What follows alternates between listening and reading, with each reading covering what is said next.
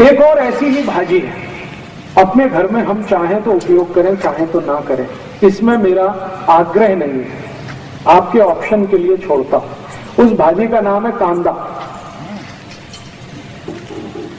उनको चाहिए ही चाहिए, चाहिए, कुछ को नहीं चाहिए। जो जैन धर्म को पालन करते हैं, चुस्त वैष्णव हैं, उनको ये कांदा नहीं चलता, लेकिन जो जैन धर्म का पालन नहीं करते हैं उनके लिए कांदा चलता है। तो मेरे आपके इसलिए मैंने कहा आग्रह नहीं है, आप चाहे तो उपयोग करिए, चाहे तो छोड़ दीजिए, इसके बारे में जानकारी जरूर दे देता है।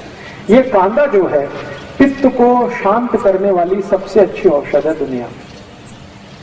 अगर पित्त खराब है किसी का, पित्त खराब आप समझते हैं, गैस बनना, खट्टी खट्टी डकार आना, मुंह में पानी आना, सतत जड़ होना, खाने को पाचन नहीं होना, ये सब पित्त की तकलीफ है।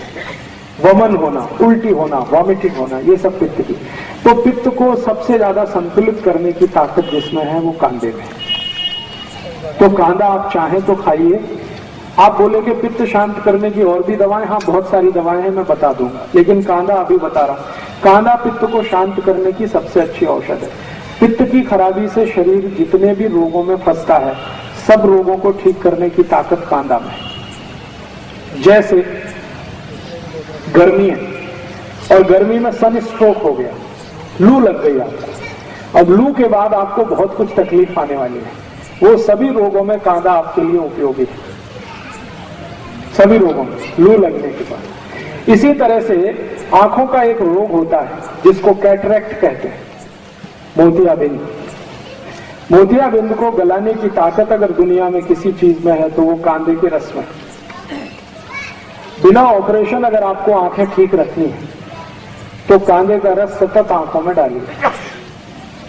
जिंदगी भर आप चाहते हैं कि आंखों को चश्मा ना चढ़े और कभी भी आंखें आपकी खराब ना हो, तो कांदे का रस आप अपनी आंखों में डालिए।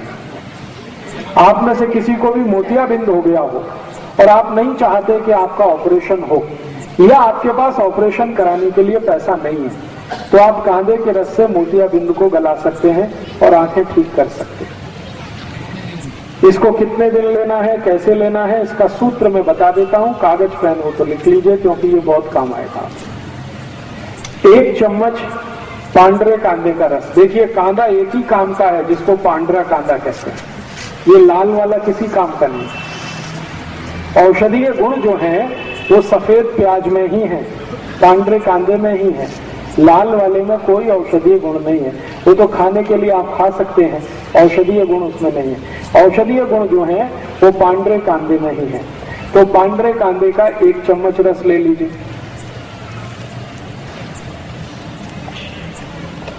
1 चम्मच इसमें नींबू का रस मिला दीजिए।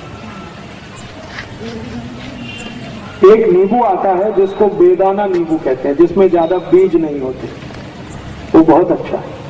तो 1 चम्मच नींबू का रस, 1 चम्मच पांडरे कांदे का रस। फिर इसमें आप मध मिला दीजिए, लगभग 3 से 4 चम्मच मध।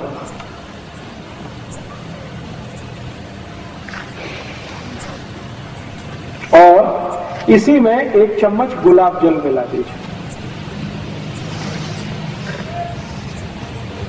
ये चारों को मिलाकर एक बाटली में भर के रख लीजिए और खूब अच्छे से हिलाकर एक एक थेम आंख में डालिए। 1 महीने लगातार डाल दिया तो मोतियाबिंद आपका कट के निकल जाएगा।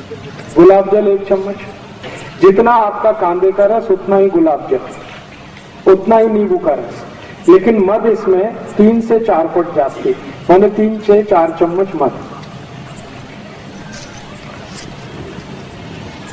अब ये जो सोल्यूशन तैयार हुआ है इसको बाटली में भर के रखेंगे, 4-5 महीने ये खराब नहीं होता। इसको रूम टेम्परेचर पे भी रखा जा सकता है, जरूरी नहीं है कि हमेशा इसको फ्रिज में रखना। खाली सीधे रूम टेम्परेचर पे रख के रात में सोते समय 1-1, 2-2 थेम आंख में डालते रहिए। 1-1.25 महीने के बाद आपका मोतियाबिंद खत्म कर देगा। और एक बीमारी है आंखों की जिसको ग्लूकोमा कहते हैं। ग्लूकोमा, ग्लूकोमा माने काला पानी, आंखों में हमेशा काला काला दिखता है और कुछ दिखता ही नहीं, उनकी भी ये सबसे अच्छी औषध है। और एक बीमारी है आंखों में जिसको रेटिनल डिटैचमेंट कहते हैं। आंखों का ये जो रेटिनल पर्दा है ना, ये खिंच जाता है आगे या पीछे, उसमें भी ये सबसे अच्छा काम आता है। अब इसमें आपत्ति के रूप में क्या है, अगर कोई जैन है, चुस्त जैन, एक तो वो कांदा यूज नहीं कर सकते और दूसरा मद भी नहीं कर सकते, तो उनके लिए ऐसी ही बीमारी अगर है तो एक दूसरी औषध बता देता हूं। जो कांदा यूज नहीं करते और जो मद भी यूज नहीं करते, उनके लिए बहुत अच्छी औषध इसी बीमारी में, जिनको कैटरेक्ट है, ग्लूकोमा है, रेटिनल डिटैचमेंट है, उसकी औषध का नाम है गाय का मूत्र, गोमूत्र। गाय का मूत्र इकट्ठा कर लीजिए किसी बाटली में और उसको रख लीजिए। इसी को एक एक थेम आंख में डालना है, बस सीधे सीधे। गाय का मूत्र, गाय माने देशी गाय, देशी गाय का मूत्र एक एक थेम रोज रात को आंख में डालिए सोते समय।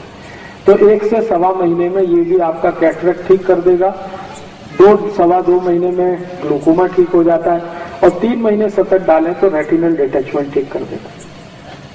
4 महीने लगातार डालेंगे तो चश्मा उतार देगा आपका। तो मोतीबिंदु जो है जी, वो मर्च हो जाता है या बाहर निकलता है? मर्ज हो जाता है। वो एक्चुअली क्या है, मोतियाबिंद एक तरह से फैट है, वसा है, तो वसा जल जाता है, जल जाता है तो वो वहीं अंदर ही खत्म हो जाता है, बाहर नहीं निकलेगा। जी, छान के अगर गाय बड़ी है जो 3-4 बार मां बन चुकी है, उस गाय का मूत्र लेंगे तो फिल्टर कर लीजिए, और गाय की बछड़ी है तो वो डायरेक्ट भी डाल सकते हैं, क्योंकि वो बहुत शुद्ध होता है और काफी कुछ फिल्टर होके जाता है। आंखों के रोग में मैंने इससे अच्छी कोई औषध अभी तक नहीं देखी, गोमूत्र से अच्छी, एकदम tax free, cost free, side effect नहीं है और एक्सपायरी डेट कुछ भी नहीं, हर गली हर गांव में उपलब्ध है। और गाय माता इतनी अद्भुत है कि वो कभी भी मूत्र देने के लिए पैसे नहीं लेती, आप डब्बा लगा दो, भर लो, लेकिन रखने का है कांच की बाटली। तो कांच की बाटली में अगर आप इसको भर के रखेंगे तो ये कभी भी खराब नहीं होता। गोमूत्र 10 साल, 15 साल, 20 साल, 40 साल तक सुरक्षित रखा रहता है, तो उसमें कभी भी जंतु नहीं पड़ते।